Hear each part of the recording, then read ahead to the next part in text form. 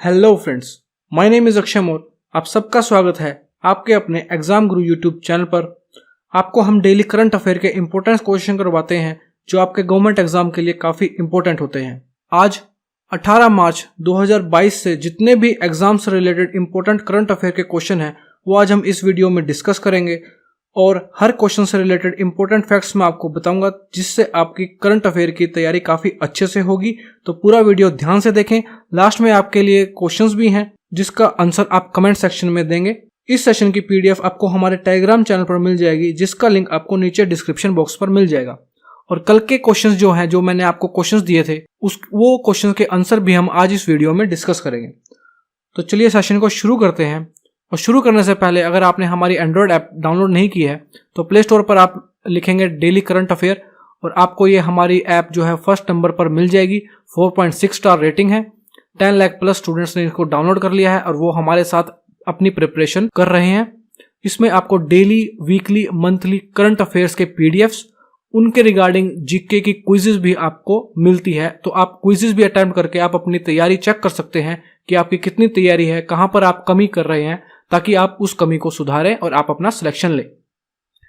तो चलिए आज का सेशन शुरू करते हैं मोटिवेशनल कोट के साथ। जिसने भी खुद को खर्च किया है दुनिया ने उसी को गूगल पर सर्च किया है। अगर आप अपना टाइम, अपनी मेहनत अपने आप पर इन्वेस्ट करते हैं सो आप जब कामयाब होंगे तो दुनिया वाले आपके ही एक्सपीरियंस को, आपके ही सफर को देखेगी। तो चलिए पहला क्वेश्चन हम आज डिस्कस करते हैं। पहला क्वेश्चन आपकी स्क्रीन पर। गंगा नदी से ब्रह्मपुत्र तक जाने वाले सबसे लंबे जहाज कौन सा बना? Which become the longest ship to go from the Ganga river to the Brahmaputra? तो इसका आंसर है आपका MV राम प्रसाद बिस्मिल। ठीक है, तो चलिए इसके बारे में इंपॉर्टेंट फैक्ट्स देख लेते हैं। ये सबसे लंबा जहाज बना और ये जो जहाज है ये मालवाहक जहाज है, मतलब इसमें सामान लेके जाया जाता है। तो ये जो जहाज है ये हल्दिया में श्याम प्रसाद मुखर्जी बंदरगाह से लेके गुवाहाटी के पांडु बंदरगाह तक जो है इसने ये यात्रा की। ये मालवाहक जहाज है जैसा मैंने आपको बताया। 16 फरवरी 2022 को ये कोलकाता के हल्दिया डाक से रवाना हुआ और 15 मार्च को गुवाहाटी के पांडु बंदरगाह तक ये पहुंचा। अगर मैं इसमें वेट की बात करूं तो कितना वेट ले जाया गया? 1793 मैट्रिक टन जो स्टील की रोड्स थी वो इसके साथ गई थी, जो ये डिलीवर किया गया था। ठीक है, तो चलिए नेक्स्ट क्वेश्चन की तरफ चलते हैं। नेक्स्ट क्वेश्चन है, संयुक्त राष्ट्र ने इस्लामोफोबिया अंतरराष्ट्रीय दिवस कब मनाया? When did the United Nation observe the International Day of Islamophobia? तो इसका आंसर आपका हो जाएगा 15 मार्च। ठीक है, तो चलिए इसके बारे में इंपॉर्टेंट फैक्ट्स देख लेते हैं। यह दिवस 15 मार्च को मनाया गया और यह क्यों मनाया जाता है? ताकि जितने भी, इसका उद्देश्य क्या है, जितने भी इस्लाम के प्रति अभद्र भाषा यूज करते हैं या फिर मुसलमानों के खिलाफ भेदभाव करते हैं उसको कम करने के लिए यह दिवस मनाया जाता है। और इस्लामोफोबिया दिवस जो है वो यूनाइटेड नेशन की जो बैठक हुई थी, जो महासभा हुई थी, उसमें पाकिस्तान के जो राजदूत हैं मुनीर अकरम, वो इस्लामी सहयोग संगठन की ओर से आकर उन्होंने इसमें भाग लिया था। तो इस दिन को 15 मार्च को क्यों मनाया जाता है? क्योंकि इस दिन आपको अगर याद हो तो न्यूजीलैंड में 2 मस्जिद में गन फायर हुई थी। 2 मस्जिद में गन फायर हुई थी। एक गनमैन ने 51 पर्सन को मारा था और 40 जो है वो इंजर्ड हुए थे, घायल हुए थे।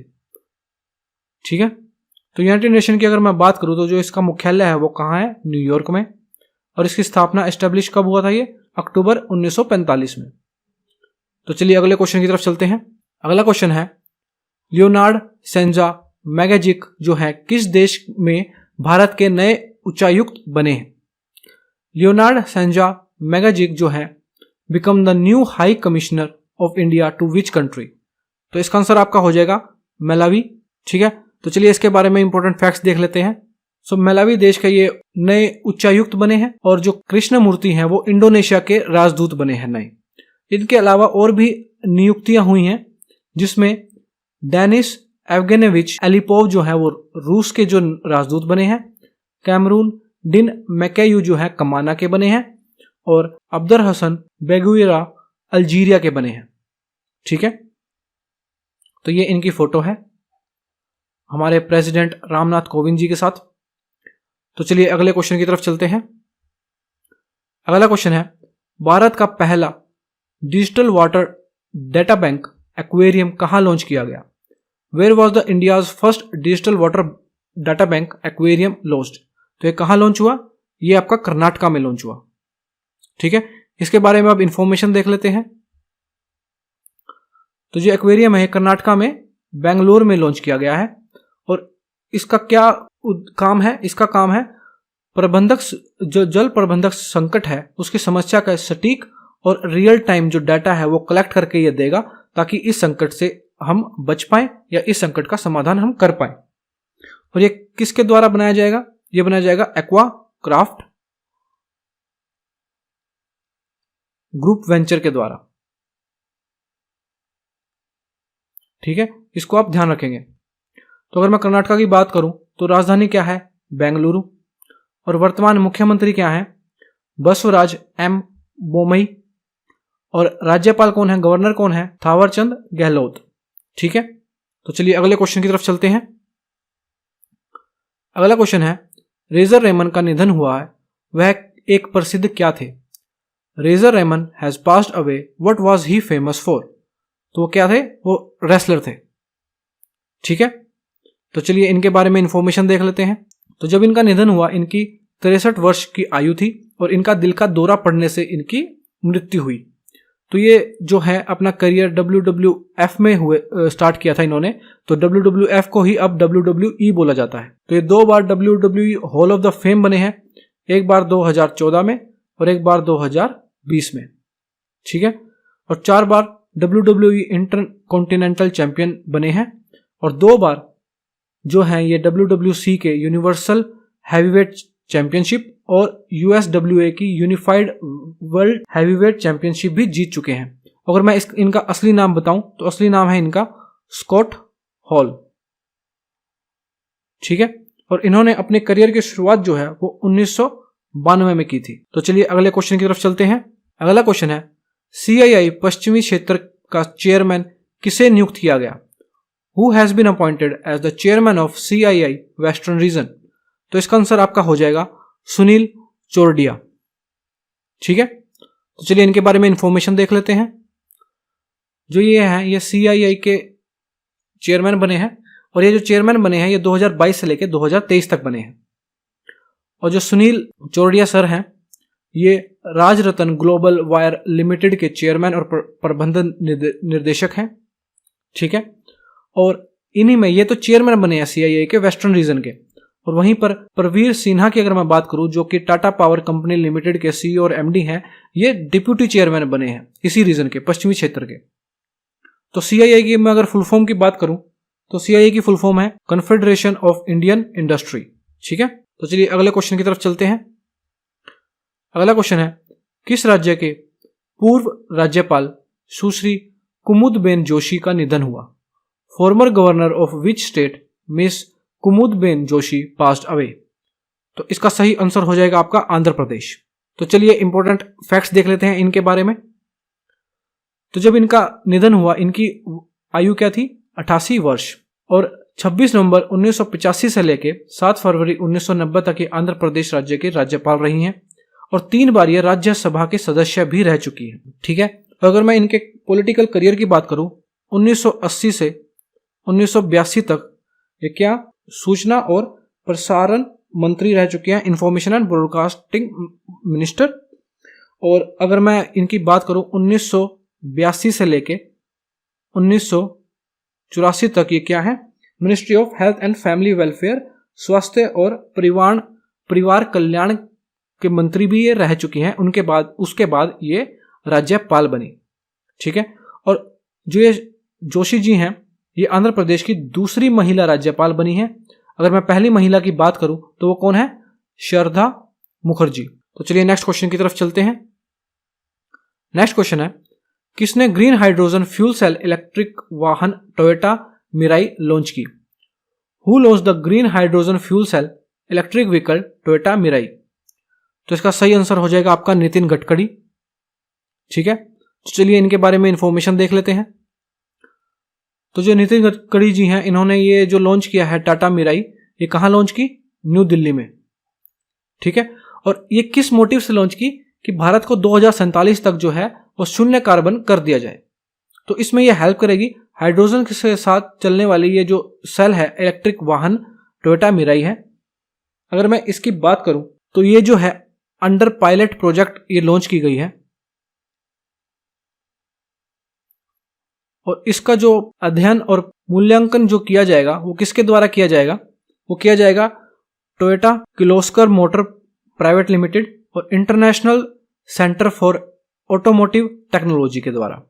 ठीक है, तो चलिए नेक्स्ट क्वेश्चन की तरफ चलते हैं। नेक्स्ट क्वेश्चन है, किस देश ने फीडी शतरंज ओलंपियाड 2022 की मेजबानी करने की घोषणा की? Which country has announced to host the FIDE chess olympiad 2022? तो इसका सही आंसर हो जाएगा आपका इंडिया। तो अब इसके बारे में इंपॉर्टेंट फैक्ट्स देख लेते हैं। जो फीडी शतरंज ओलंपियाड है, ये इस साल कौन सा वर्जन इसका होने वाला है? 44वां 44th है इसका एडिशन। और ये कब से कब तक खेला जाएगा? 26 जुलाई 2022 से लेके 8 अगस्त 2022 तक ये खेला जाएगा। और भारत में कहाँ? भारत में चेन्नई में ये आयोजित किया जाएगा। तो अगर मैं इसकी ओलंपियाड की बात करूं, ये जो है ये इस साल जो है रशिया में आयोजित होने वाला था, लेकिन यूक्रेन और रशिया के विवाद की वजह से इंडिया को ये मौका मिला। तो फेडी जो है 1927 में इसकी स्थापना हुई थी और 1927 के बाद पहली बार ये भारत में आयोजित किया जाएगा। तो चलिए नेक्स्ट क्वेश्चन की तरफ चलते हैं। नेक्स्ट क्वेश्चन है आपका, ऑस्कर 2022 में किसे सर्वश्रेष्ठ वृत्त चित्र फीचर श्रेणी में नामांकित किया गया? Who was nominated in the best documentary feature category at the Oscar 2022? तो इसका सही आंसर हो जाएगा आपका राइटिंग विद फायर। तो चलिए इसके इंपॉर्टेंट फैक्ट्स देख लेते हैं। सो अगर मैं राइटिंग विद फायर की बात करूं तो ये किस पर आधारित है? दलित्स और ऑल फीमेल न्यूज़पेपर,